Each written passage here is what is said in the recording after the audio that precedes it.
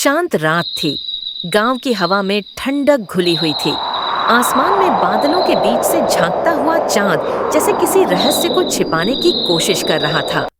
उसी गांव के किनारे एक छोटी सी झोपड़ी में बैठा आरव अपनी पुरानी नोटबुक में कुछ लिख रहा था।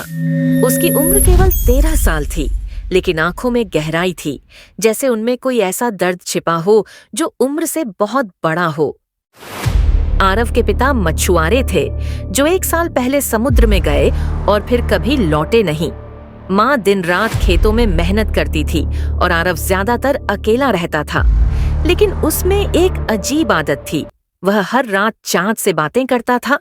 उसकी माँ कई बार उसे छत पर अकेले बैठे देखा करती, जैसे कोई दोस्त से बातें कर रहा हो।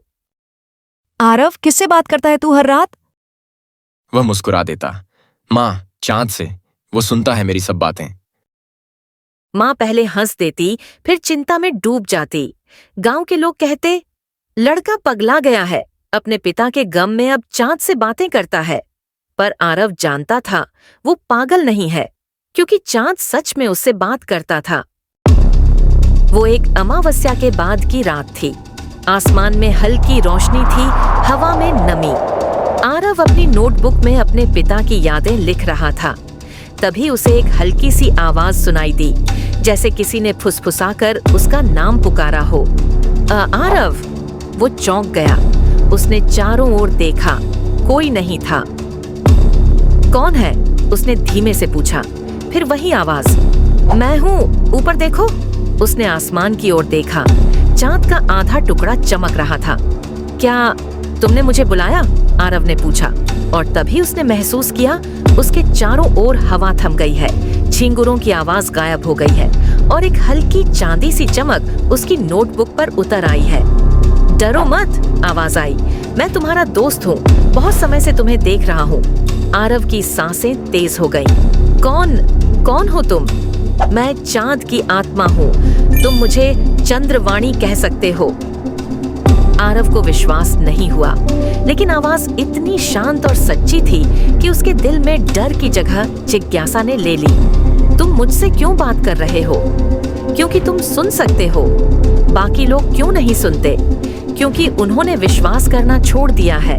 आरव चुप हो गया। उसकी आंखों में आंसू आ गए। सब कहते हैं मैं झूठ बोलता हूँ। नहीं आरव, आवाज ने कहा, सच्चाई वही सुनते हैं जिनका दिल साफ होता है। उस रात आरव देर तक चांद से बातें करता रहा। वो अपने पिता की बातें करता, स्कूल की परेशानियां बताता, माँ की तकलीफें साझा करता, और चांद उसे शांत शब्दों में जवाब देता, धैर्य रखो, हर अंधेरी रात के बाद उजाला आता है। दिन बीतते गए। आरव के चेहरे पर अब हमेशा एक हल्की मुस्कान रहती। वो पहले से ज्यादा समझदार और शांत हो गया था। गांव के बच्चे अब उसे पागल नहीं, बल्कि चांद वाला लड़का कहने लगे। लेकिन जल्द ही कुछ अजीब होने लगा। एक दिन आरव खेतों में काम कर रहा था। सूरज की रोशनी में उसने देखा कि उसकी परछाई 2 हो गई है, एक उसकी और एक हल्की सफेद चमक वाली। वो घबरा गया, लेकिन रात में जब उसने चांद से पूछा तो आवाज आई, वो तुम्हारा डर नहीं, तुम्हारा वरदान है। वरदान? हाँ, तुम अब केवल सुन नहीं सकते, बल्कि महसूस भी कर सकते हो। चांद की शक्ति तुम्हारे भीतर है। आरव को समझ नहीं आया, लेकिन अगले ही दिन उसने देखा कि जिस पेड़ के नीचे वह बैठा था, उसकी सूखी शाखाओं पर नई कोंपलें उग आई थीं, और तभी उसे एहसास हुआ उसके अंदर कुछ बदल रहा है। माँ ने महसूस किया कि आरव अब पहले जैसा नहीं रहा। वो रात को कम सोता और चांदनी में देर तक कुछ लिखता रहता। एक रात माँ ने झरोखे से झांका। आरव दोनों हाथ फैलाकर आसमान की ओर देख रहा था, जैसे कुछ ऊर्जा खींच रहा हो। उसके चारों ओर हल्की चांदी सी रोशनी फैली थी। हे भगवान, माँ बुदबुदाई, ये मेरे बेटे के साथ क्या हो रहा है? अगले दिन उसने गांव के पंडित को बुलाया। पंडित ने ताबीज दिया और कहा, इसे पहना दो, बच्चा किसी अलौकिक संपर्क में है। ये चांद की छाया है, वरदान नहीं, श्राप है। लेकिन आरव ने ताबीज नहीं पहना। वो बोला, माँ, वो मुझे नुकसान नहीं पहुँचाएगा, वो मेरा दोस्त है। माँ ने उसे गले लगाया और कहा, बेटा, इंसान का दोस्त इंसान ही होता है, चांद नहीं। आरव मुस्कुराया। माँ, अगर इंसान ने समझा होता तो पापा लौट आते। माँ चुप हो गई। उस रात आरव ने एक सपना देखा। वो चांद की सतह पर खड़ा है, उसके चारों ओर अंधेरा है, दूर एक चमकता हुआ द्वार है और वहां से वही आवाज पुकार रही है, आरव, समय आ गया है, तुम्हें आना होगा। वो आगे बढ़ा तो नीचे की जमीन नरम होने लगी, जैसे रेत। उसने ऊपर देखा और देखा कि पृथ्वी छोटी होती जा रही है। वो घबरा गया। नहीं, मेरी माँ वहां है। अगर तुम मुझे सुन सकते हो, आवाज बोली, तो दुनिया को बचा सकते हो।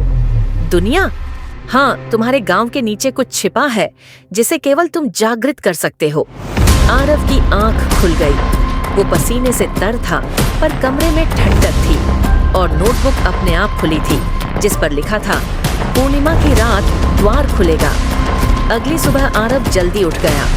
रात के सपने ने उसका मन विचलित कर दिया था। वो जानता था कि ये कोई साधारण सपना नहीं था, बल्कि चांद की आत्मा का संदेश था। वो स्कूल जाने के बजाय सीधे नदी के किनारे चला गया। वहां वही जगह थी जहां वो अपने पिता के साथ मछली पकड़ने जाया करता था। आज नदी के पानी में कुछ अलग चमक थी, जैसे किसी ने उसमें चांदी घोल दी हो। आरव ने ध्यान से देखा। पानी की लहरों के बीच कुछ धातु जैसा चमक रहा था। वो अंदर उतरा, पैर ठंडे पानी में डूबे और दोनों हाथों से उस वस्तु को बाहर निकाला। वो एक छोटी चांदी की किताब थी, ठंडी, हल्की और अजीब तरह से चमकदार। उस पर कोई भाषा नहीं थी, सिर्फ कुछ गोल निशान और बीच में एक चांद का प्रतीक बना था। घर लौटकर आरव ने माँ से पूछा, माँ, पापा उस दिन कहाँ गए थे जब वो नहीं लौटे? नदी के उस पार पहाड़ी पर, वहाँ पुराना कुआं है। बोले थे कुछ ढूंढने जा रहे हैं। आरव का दिल तेजी से धड़कने लगा। पिता ने चांद का जिक्र किया था। क्या वो भी इस रहस्य को जानते थे?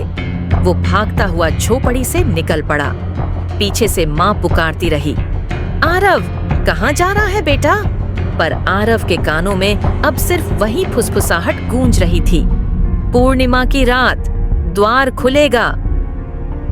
शाम होते होते वो पहाड़ी के पास पहुंच गया। आसमान में हल्की रोशनी थी और दूर से चांद अपनी पूरी चमक के साथ उगने लगा था। पर्वत की तलहटी में वही पुराना कुआं था, जर्जर, लता पत्थर से घिरा हुआ और बहुत गहरा। आरव ने किताब खोली। किताब के पन्ने अपने आप पलटे और वही नक्शा चमकने लगा। लाल निशान कुएं के पास आकर रुक गया। अचानक कुएं के चारों ओर जमीन हिलने लगी और कुएं के बीच में एक नीली रोशनी उठी, जैसे किसी ने भीतर से दीप जलाया हो।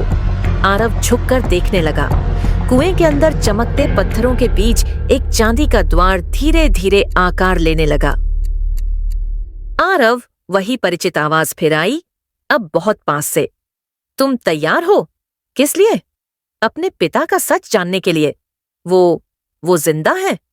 सच देखोगे तो जवाब खुद मिल जाएगा। आरव के पांव कांप रहे थे, पर उसने हिम्मत जुटाई और कुएं के किनारे झुक गया। कुएं की गहराई में अब कोई अंधेरा नहीं था, बल्कि ऐसा लग रहा था जैसे वहां एक और दुनिया हो। आओ, आवाज बोली, ये रास्ता तुम्हारा इंतजार कर रहा है। और आरव ने छलांग लगा दी। वो नीचे गिरा, लेकिन जमीन पर नहीं, बल्कि किसी नीली रोशनी वाली हवा में तैर गया। चारों ओर चांद जैसी चमक थी और ऊपर से छोटे छोटे तारे गिर रहे थे। ये जगह धरती नहीं थी, बल्कि किसी सपनों की भूमि जैसी थी। ये कहाँ हूं मैं? उसने पुकारा।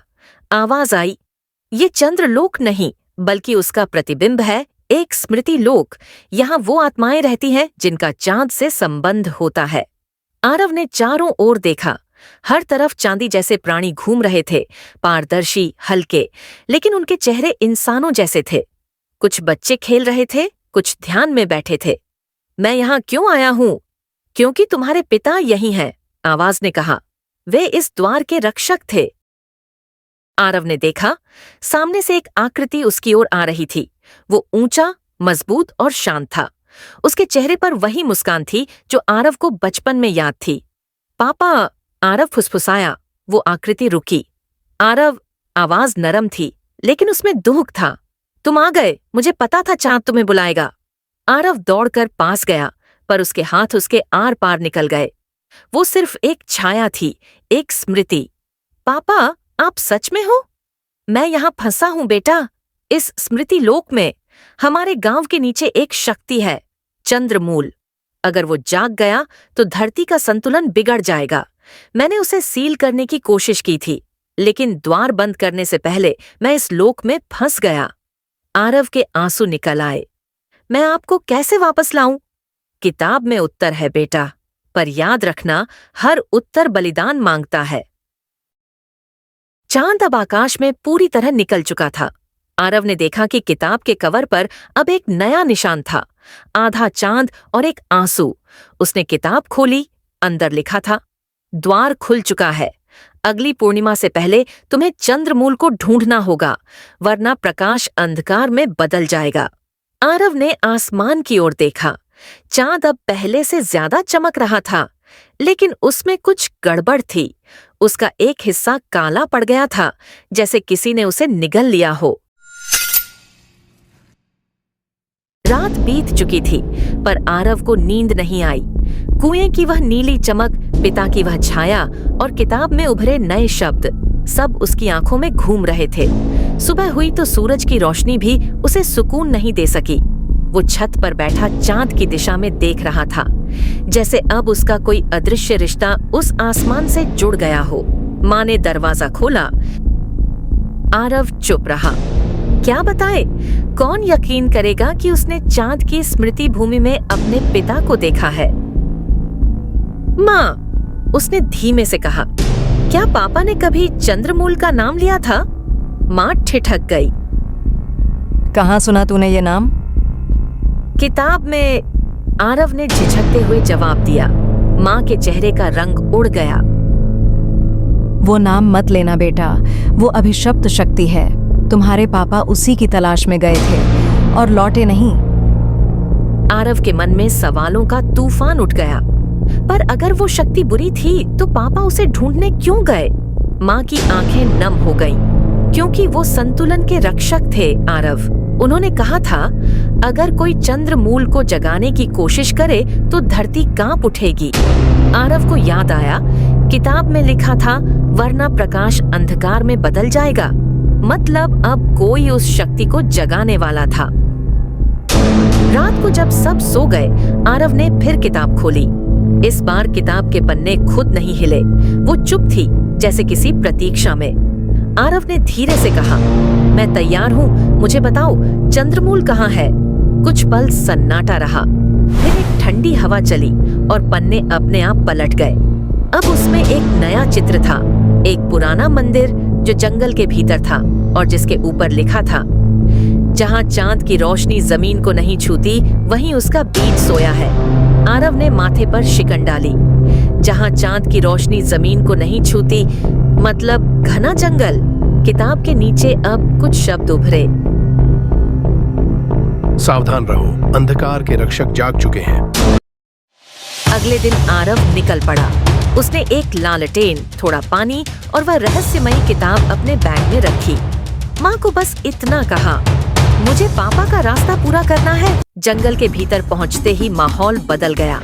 पक्षियों की आवाजें धीमी हो गईं, हवा में ठंडक बढ़ गई। पेड़ इतने घने थे कि सूरज की किरणें भी मुश्किल से जमीन तक पहुँचती थीं। आरव को लगा जैसे पेड़ उसे देख रहे हों। हर पत्ता, हर शाख, सब में कोई छिपा रहस्य था। वो चलता गया और चलते चलते एक पुरानी पगडंडी मिली, जिसके पत्थरों पर चांद जैसे निशान बने थे।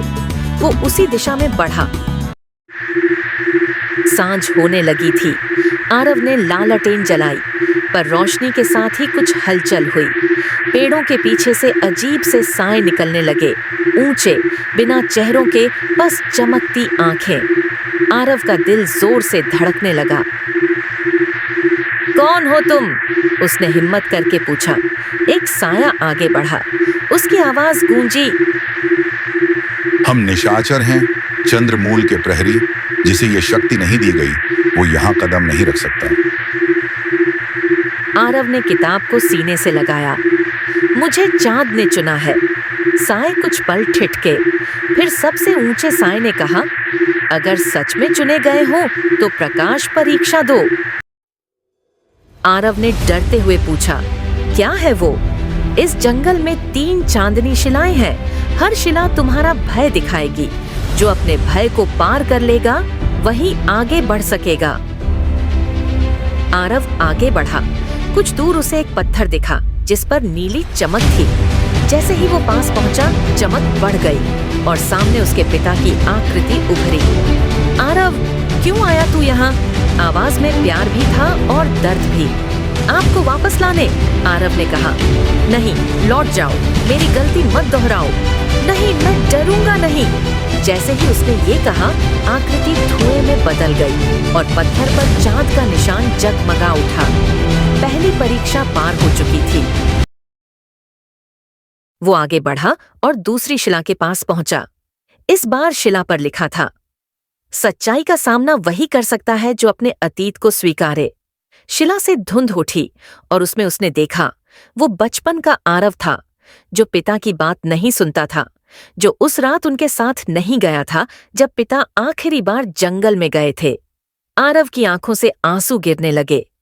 अगर मैं उनके साथ गया होता तो शायद वो लौट आते। शिला की रोशनी ने उसके आंसू सोख लिए। अतीत को बदला नहीं जा सकता, पर स्वीकार किया जा सकता है। दूसरी परीक्षा पूरी हुए। अब वो जंगल के सबसे भीतर पहुंच गया था। तीसरी शिला एक झील के बीच में थी, शांत लेकिन अजीब तरह से स्थिर। पानी में उसका प्रतिबिंब नहीं दिख रहा था। आरव ने सावधानी से कदम बढ़ाया। जैसे ही उसने पत्थर को छुआ, झील का पानी कांपने लगा और उसमें उसकी माँ का चेहरा दिखा। आरव, मत जा। अगर तू गया तो मैं तुझे खो दूंगी, आवाज आई। आरव का दिल टूट गया। उसके पांव कांपने लगे, पर तभी उसे एहसास हुआ कि ये परीक्षा है। माँ, मैं वादा करता हूँ, मैं लौटूंगा, पर अभी मुझे जाना होगा। आंखों में आंसू लिए उसने पत्थर पर हाथ रखा और पूरा झील क्षेत्र नीली रोशनी से भर गया। तीसरी परीक्षा भी पूरी। तीनों शिलाओं की चमक एक दिशा में मिल गई। आरव ने देखा जंगल के बीच एक विशाल पत्थर का मंदिर उभर आया। उसके शिखर पर आधे चांद का निशान था। वो धीरे धीरे आगे बढ़ा। जैसे ही उसने दहलीज पार की, किताब अपने आप खुल गई और एक नया मंत्र उभरा। रक्षक की संतान, चंद्रमूल को न जगाना, क्योंकि प्रकाश का जन्म अंधकार से होता है। मंदिर के अंदर गहराई में एक नीले क्रिस्टल की लपट चल रही थी, वही चंद्रमूल। वो हल्की सांसों से कांप उठा, क्योंकि वह शक्ति सचमुच जीवित थी। आरव, एक गूंज उठी, वही आवाज जो पहले चांद से आई थी। तुमने परीक्षा पार कर ली। अब तुम्हारे पास 2 रास्ते हैं, या तो इस शक्ति को सील कर दो या इसे मुक्त कर दुनिया को नया आरंभ दो। आरव ने पूछा, अगर मैं इसे मुक्त कर दूं तो क्या होगा? फिर प्रकाश और अंधकार का संतुलन टूट जाएगा और जो छाया तुमने देखी थी वही धरती पर उतर आएगी। आरव की मुट्ठियां भींच गईं। तो फिर मैं इसे सील कर दूंगा, पर इसके लिए तुम्हें अपना सबसे प्रिय स्मरण छोड़ना होगा। क्या मतलब? तुम्हें अपने पिता की स्मृति मिटानी होगी। आरव के हाथ कांप गए। नहीं, पापा को भूलना मैं नहीं कर सकता। आवाज शांत रही। हर उत्तर बलिदान मांगता है। आरव की आंखों में आंसू थे। उसने किताब खोली। उसमें आखिरी बार पिता की मुस्कान उभरी। पापा, उसने बुदबुदाया, अगर आपको बचाने के लिए मुझे आपकी यादें छोड़नी है तो मैं तैयार हूँ। उसने किताब को चंद्रमूल पर रख दिया। अचानक पूरी गुफा कांप उठी। नीली लपटें उठीं और एक प्रकाश तरंग ने सबको ढक लिया। आरव की आंखें बंद हो गईं। जब उसने दोबारा आंखें खोलीं, मंदिर गायब था। वो जंगल के बाहर था, हाथ में वही किताब, लेकिन अब उसके पन्ने खाली थे। वो घर लौटा। माँ ने उसे देखा और आंसू भर आए। तू ठीक है बेटा? आरव मुस्कुराया। हाँ माँ।